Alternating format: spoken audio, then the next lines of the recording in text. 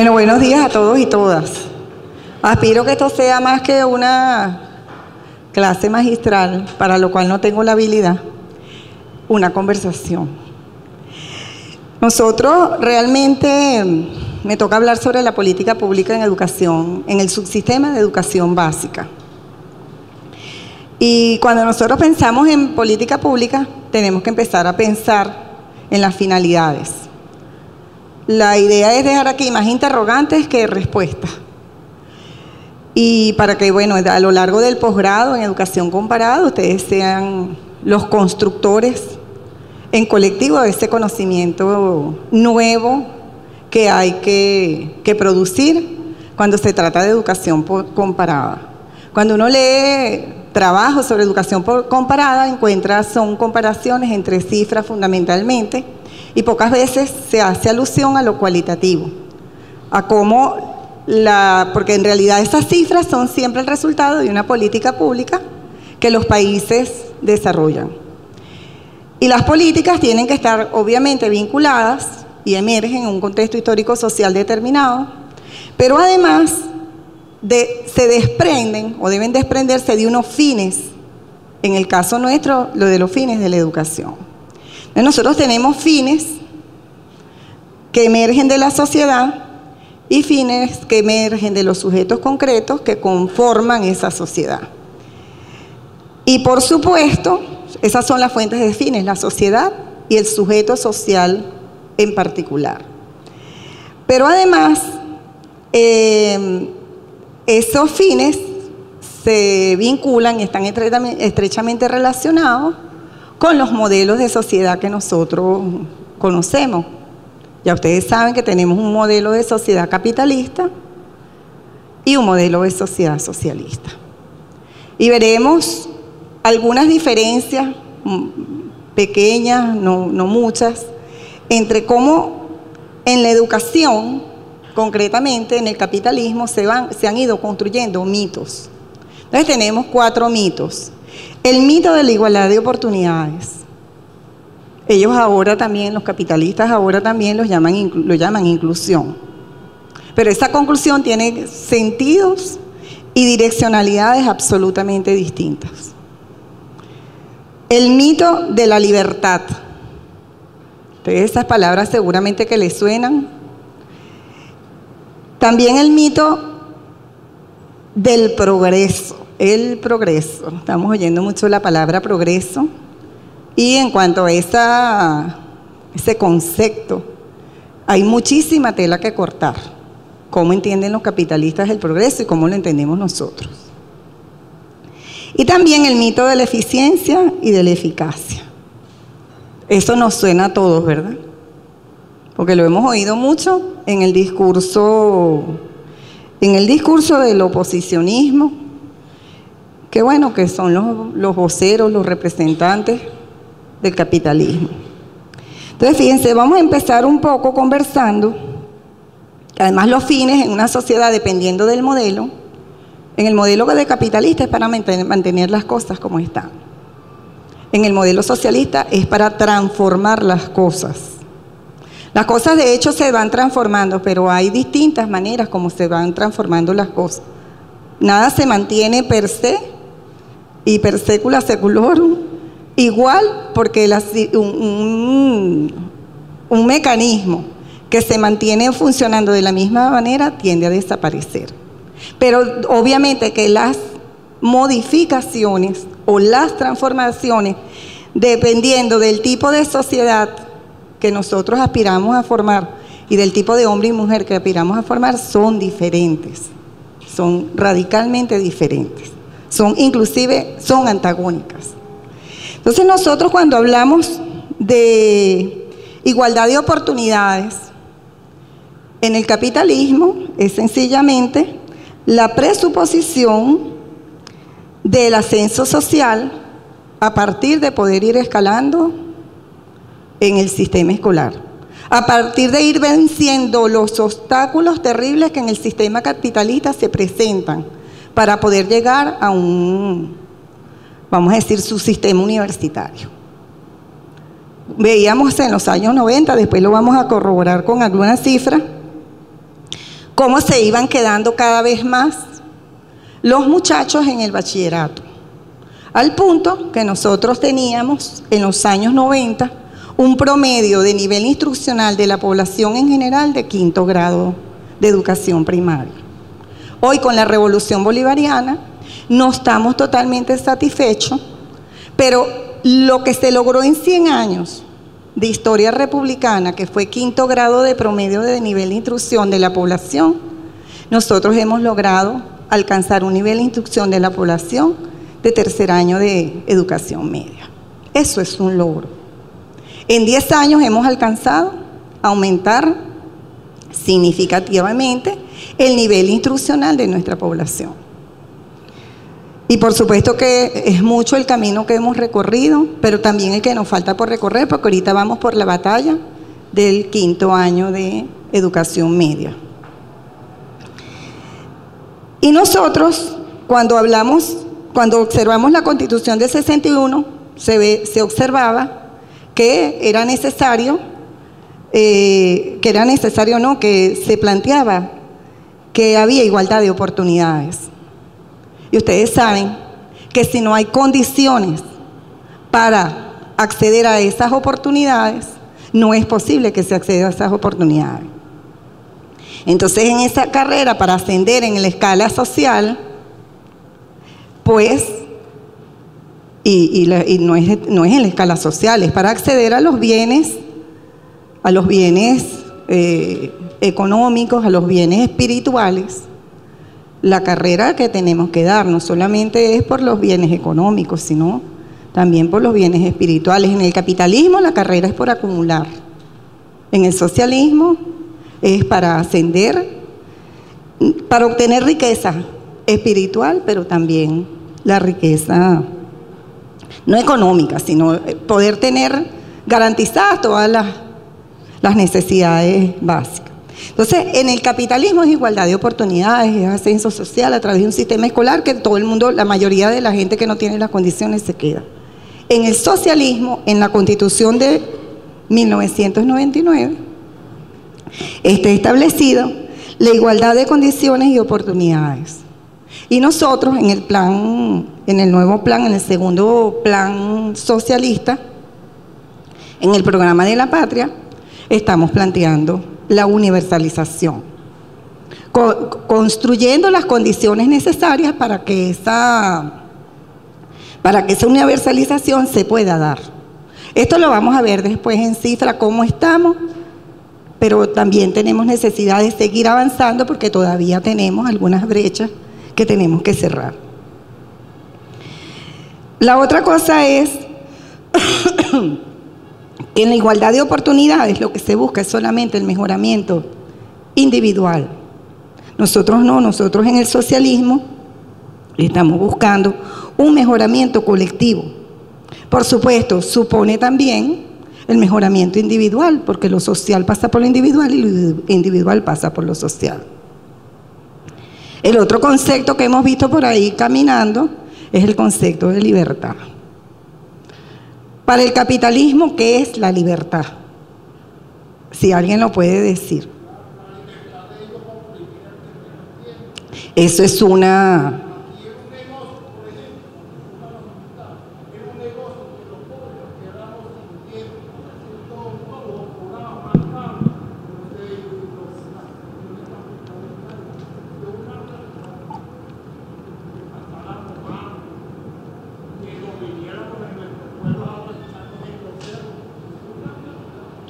Claro. Fíjate, dicho en otras palabras, para los capitalistas o los liberales o los neoliberales, la libertad es la libertad económica, porque esa libertad presupone todas las demás libertades. Para nosotros no, para nosotros la libertad es un concepto mucho más amplio, es una libertad, la libertad del ser humano en su plenitud, desde el punto de vista humanista, humanista social, humanista democrático. Es la libertad para participar en todos los asuntos públicos, por ejemplo, tal y como está establecido en el artículo 62 de la Constitución.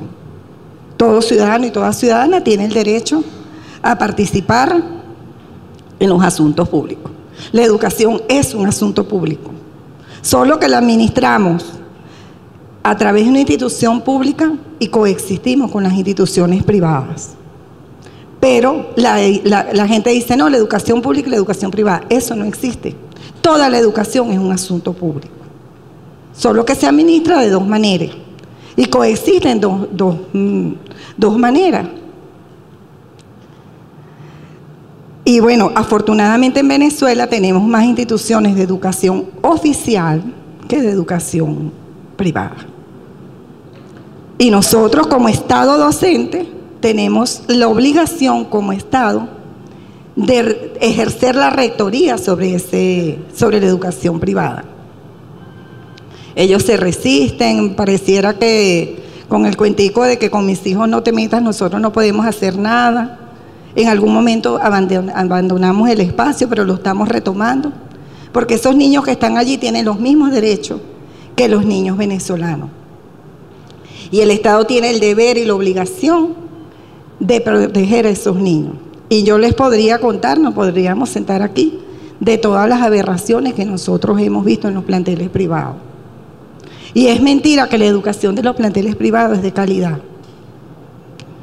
Son los mismos docentes venezolanos que van y dan clases allí que los docentes que trabajan en las escuelas oficiales. Tal vez en la educación oficial con un poquito más de laxitud en cuanto al cumplimiento de los deberes, pero son los mismos docentes. Y yo voy a decir y voy a reconocer aquí que nuestros docentes son excelentes. Si nosotros no tuviéramos los docentes que tenemos en Venezuela, los y las docentes, no habríamos podido hacer las Canaima, los contenidos de Canaima, con el talento de los docentes venezolanos. Absolutamente, a mí me gusta usar la expresión todos, toditos, todos, todas, toditas, todas, son venezolanos. Igual con los libros de texto. Los libros de texto son hechos por docentes y los docentes venezolanos. Y son libros de calidad. Tanto es así que la oposición lo único que ha podido decir es el discurso permanente de que esos libros ideologizan. Pero es que toda la educación ideologiza. Solo que en el capitalismo se da como un hecho neutral, como un hecho naturalizado, y entonces la gente parecieran no reconocer todo el trabajo de ideologización que durante muchos años han hecho en educación. Entonces, fíjense ustedes, son los mismos docentes. En estos días nos ironizábamos un grupo de compañeras porque el día del acto de develación del rostro de nuestro libertador, una niña sacó un papel del bolsillo porque y le dijo al presidente: esto lo inventé yo anoche para usted. Sacó su papel, estaba todo borroneado, todo tachonado por ahí, y resulta que esa niña leyó perfectamente, con las entonaciones, la dicción necesaria de un adulto, y la niña tenía 6º grado. Entonces, ¿es educación de calidad o no es de educación de calidad? Entonces, ahí después vamos a caer en lo que es la política pública desde 1999, desde que entró el comandante hasta este momento. Cuando hablamos de igualdad de oportunidades, también hablamos de inclusión. Ellos también hablan de inclusión y hablan de exclusión. Pero aquí la exclusión se desarrolló terriblemente en los años 90. Nosotros cuando analizamos la educación primaria y el tema de la universalización de la educación primaria, había 1.742.721 niños fuera del sistema escolar de la educación primaria entre el 90 y el 91. Bajó un 29% hasta 98-99 y bajó a 1.234.829. ¿Saben cuántos niños tenemos en este momento? Y todavía son muchos para nosotros, porque al haber un solo niño fuera del sistema escolar, todavía sigue siendo mucho. 142.188 niños que están fuera de educación primaria. Eso es un reto para nosotros. La política pública, la formulación de la política pública la formación, debe llevarnos a ver cómo nosotros podemos incluir a esos niños y esas niñas que están fuera del sistema escolar. Hay un proceso que se está dando que sería también para la reflexión de ustedes, y es que ahorita tenemos una presión en educación inicial porque la población allí ha aumentado un poco, pero en educación primaria ha bajado. Porque el crecimiento de la matrícula crece de acuerdo proporcionalmente a cómo crece la población.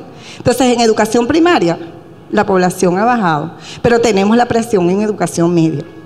Entonces, nuestro reto en este momento es mantener a los muchachos que están, pero incluir a los que no están. Entonces, y eso se corresponde también con ese tercer año de educación media que tiene el nivel instruccional de promedio, la población en general, ¿no? Bueno, eso es un reto, incorporar esos 142.188 niños en educación primaria. Pero la UNESCO ha dicho que nosotros ya universalizamos la educación de enseñanza primaria cuando en ese momento había 456.303 niños fuera del sistema fuera de educación primaria. Bueno, sigamos entonces. El tema de la libertad, ya sabemos cómo nosotros entendemos la libertad. La libertad es, para nosotros, radical, integral, somos sujetos todos de derechos, también de deberes, pero todos somos sujetos plenos de derechos. Y tenemos una libertad para la soberanía, el ejercicio pleno de la soberanía, la emancipación. Nosotros tenemos un sistema escolar fundamentado hoy por hoy en la pedagogía crítico-social revolucionaria, porque hay otra pedagogía crítica que pudiera confundirse con otra cosa.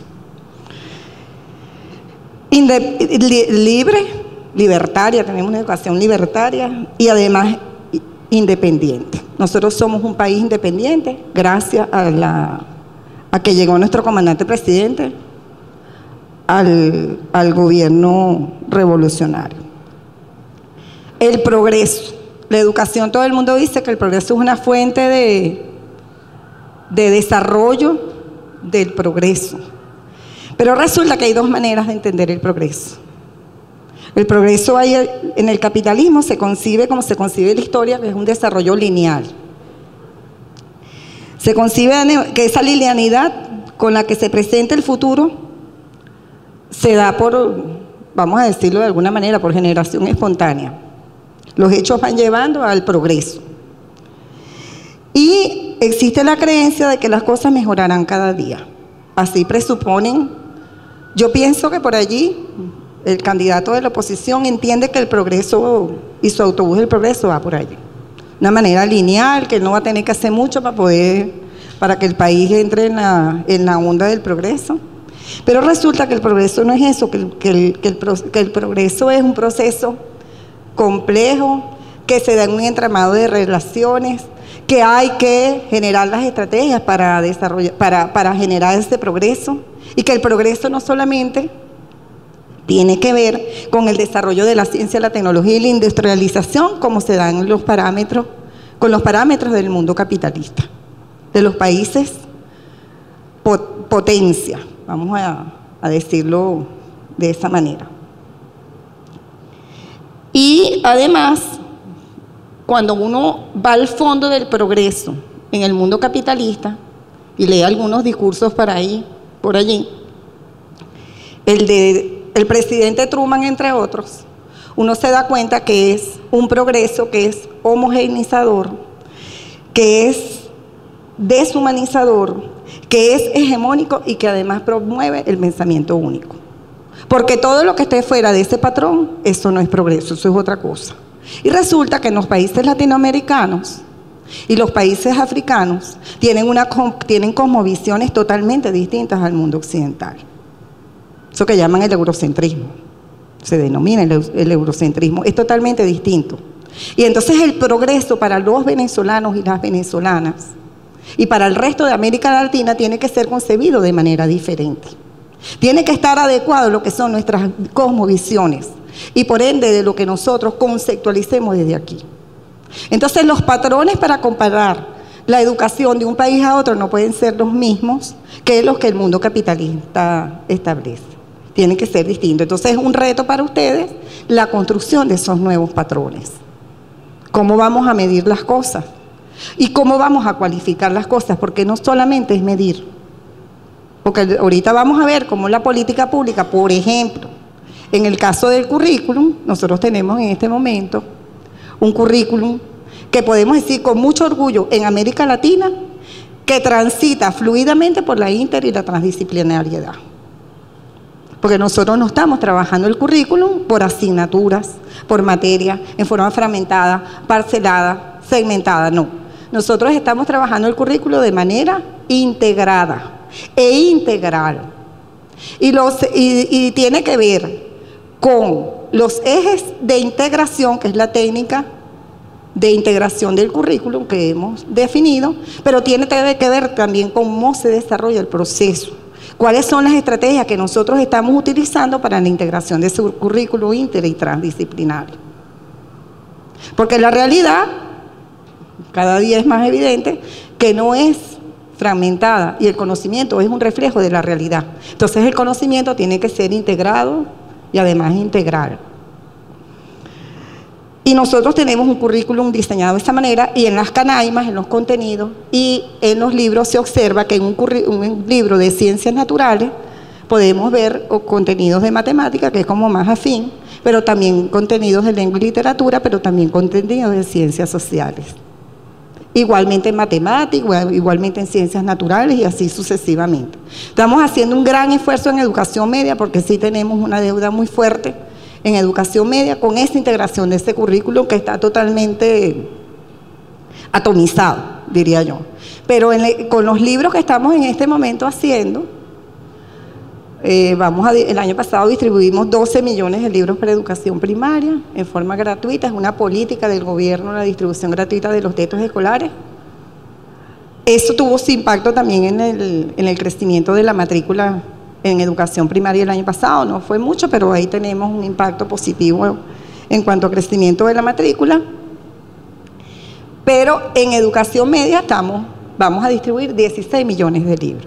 Entonces un total de 28 millones de libros gratuitamente. Ahí tenemos la colaboración de los hermanos cubanos con 2.100.000, pero nosotros estamos haciendo 26 millones de libros.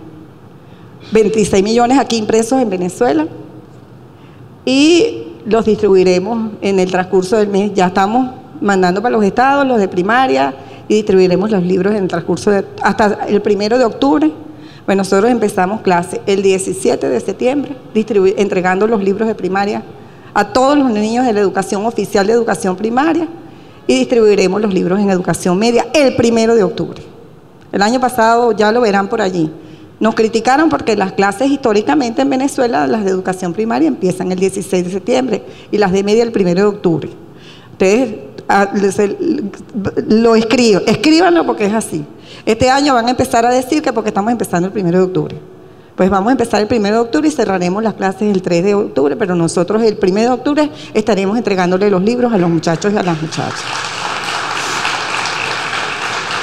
En ese proceso estamos. No es fácil. Producir libros para niños y para adolescentes es un proceso un tanto complejo, pero no imposible como se ha demostrado en Venezuela en esta revolución bolivariana, socialista, independentista, que lidera nuestro comandante presidente Hugo Rafael Chávez Fray, chavista. Por eso dije, como lo lidera nuestro comandante presidente. Bueno, la otra cosa es el concepto de eficacia y eficiencia. Con el tema de la libertad, es tan así que para ellos las libertades económicas están por encima de todas las demás libertades, que ustedes veían a los señores aquellos protestando por el cierre de Radio Caracas Televisión, que es una empresa comercial, es una empresa comercial privada. Entonces era la libertad, y gritaban libertad, era la libertad económica la que ellos estaban defendiendo. Pero la libertad de la gente de ver una programación televisiva de calidad, eso no servía. Porque si mal no recuerdo hay que ver la calidad de la programación de Radio Caracas de Televisión. Pero esa libertad no la tenía el pueblo venezolano, sino que ellos imponían un patrón de consumo, los gustos a veces de dudosa calidad, a veces no, siempre, casi siempre de muy dudosa calidad. Entonces ustedes ven cómo la libertad económica está por encima y es una concepción del mundo, es una concepción de la vida, es una concepción política, es una concepción social lo que está allí detrás. Y después, el tema de la eficiencia y la eficacia, que para ellos está sustentado en el discurso de la meritocracia. ¿Les recuerda eso algo? En estos días me reuní en una escuela que estaban un grupito protestando porque no las habían puesto de directoras. Sí, uno se consigue de todo, no se crean. Yo a veces digo que no es verdad, ¿no? Porque en el ministerio uno tiene unos sueños bellísimos y los realiza. No sé, los 28 millones de libros son un sueño y se están realizando gracias a Chávez. Así es, más nada, porque él lo instruyó y eso se cumplió y ha sido de verdad un logro para la revolución. Porque es entonces ir también rompiendo con la hegemonía capitalista. Por ahí dice que nosotros tenemos quebradas las empresas editoriales privadas. El año pasado decían que las iban a cerrar, yo creo que este año las van a tener que cerrar de verdad. Son 28 millones de libros que dejan de vender. El año pasado el cálculo fue más de 2.000 millones de bolívares de ganancia. Hicimos el cálculo. Este año son como 5.000 millones que van a dejar de ganar. Van a tener que cerrar las editoriales. Pero cuando usted revisa, señor Santillana y señora, ustedes se consiguen que la plaza emblemática de Venezuela no es la Plaza Bolívar, es la Plaza Altamira. ¿En serio? Yo se los puedo demostrar, lamentablemente no se los traje porque... Bueno, y los patrones de consumo son terribles y entonces allí también la perspectiva de género, la perspectiva de grupos étnicos, eso no está allí. Y eso lo hemos nosotros incorporado también en los libros, porque allí, en esos libros también transitan fluidamente los valores del socialismo. El valor de la igualdad, el valor de la equidad, todos los valores que están además consagrados en esta Constitución. Entonces cuando son los meritócratas, pues la meritocracia, el que más títulos es, ellas decían, las señoras, las maestras, que ellas tenían el mayor tiempo, más títulos allí. Y resulta que tenían un soberano conflicto en la escuela. Y dije, si yo pongo a esta, se acaba la escuela. O sea, eso no era posible. Porque además, atrincheradas en que ellas tenían que ser, yo dije, pero sería, si las ponemos. Entonces, claro, la otra directora, pobrecita, ahí estaba nadando en esas aguas y bueno, está ahí luchando, pues, pero está haciendo un gran trabajo, porque la política pública del Ministerio del Poder Popular para la Educación la está aplicando como se debe aplicar. Los proyectos educativos integrales comunitarios, que es la estrategia curricular, los proyectos de aprendizaje, las canaimas, todo lo que nosotros hemos desarrollado, y una política de inclusión allí, y de calidad. Porque la política educativa en Venezuela desde 1999 para acá es inclusión de todos y todas y calidad educativa. Y todo el trabajo que hemos hecho, yo he mencionado los libros, las canaimas, la formación permanente, tenemos ahorita, bueno, ya terminó ayer, hoy termina. Todo lo que son los colectivos de formación permanente e investigación, porque si hay una cosa que este gobierno ha tratado de promover es el desarrollo de un conocimiento nuestro, de una ciencia nuestra, de una ciencia que tenga que ver con lo que son nuestras realidades y no con las realidades de otras latitudes. Entonces nosotros estamos tratando de establecer una carrera para el docente como investigador, junto con su carrera académica de docente 1, 2, 3, 4, 5 y 6. Y estamos promoviendo también la innovación. Tenemos un reconocimiento que lo debemos dar, Yadira me tiene que autorizar, ella es mi jefa. Lo debemos dar en estos días, dirigida a los estudiantes por su desempeño estudiantil, que es integral además. Tiene que tener trabajo comunitario, tiene que hacer deportes, tiene que desarrollarse en la cultura. O sea, es integral el reconocimiento al desempeño estudiantil que damos. Pero también estamos reconociendo a los maestros, pero una de las condiciones para que el maestro sea reconocido es que tenga una innovación pedagógica y que esté sistematizada. Porque los colectivos de formación permanente e investigación han ido trabajando con la gente para eso. Y a las escuelas que reúnan todas las condiciones que tiene el desempeño estudiantil y que tiene el desempeño de los maestros. A lo mejor puede ser que a algunos se nos quede desierto, pero en algún estado, porque es para los 24 estados. Pero yo estoy segura que va a haber escuelas que tienen un desempeño estudiantil excelente. Y el premio es para la escuela, además. No es para nadie en particular. En el caso de los maestros sí hay un reconocimiento allí.